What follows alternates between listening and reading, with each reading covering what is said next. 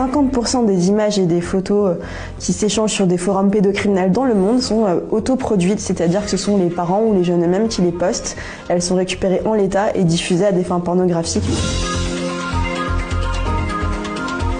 Il y a un phénomène qu'on appelle le share-hunting, c'est le fait en fait de poster régulièrement des photos de nos enfants pour partager notre quotidien. C'est vrai qu'on a envie de montrer les personnes qu'on aime à notre entourage et c'est en augmentation notamment depuis la crise sanitaire où on est de plus en plus sur les écrans et on poste de plus en plus de choses. Donc ce sont des photos vraiment anodines qui peuvent être partagées à nos proches et même ces photos assez banales en fait, elles peuvent être récupérées par des prédateurs sexuels. Ça peut être après pour s'échanger sur différents forums avec plein de listings d'images en fait où ça pourrait être commentés, où ils pourront dire tout ce qu'ils voudront faire sexuellement aux enfants par exemple. Il peut aussi y avoir des montages parfois pornographiques où ces images elles sont montées avec d'autres contenus à caractère plus adulte entre guillemets. Il y a aussi des photos qui sont particulièrement affectionnées où ce sont des enfants par exemple qui sont en tenue en juste au corps, en tenue de gymnastique, en maillot de bain pour les bébés qui sont partiellement dénudés ou en couche-culotte, ce genre de choses. Ce sont aussi des photos qui sont appréciées des prédateurs sexuels.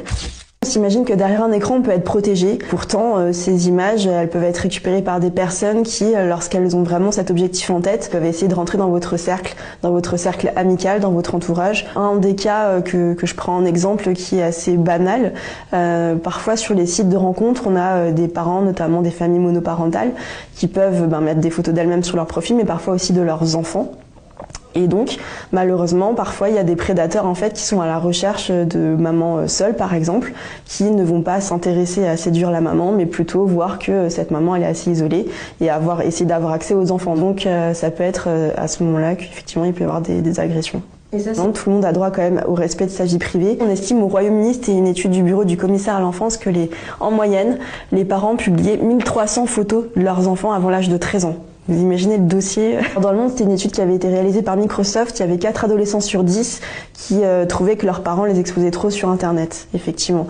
Et ça, c'est au niveau mondial, mais quand on sait qu'en France, on est le 4e pays au monde hébergeur de contenu pédocriminel, c'est un chiffre qui fait froid dans le dos.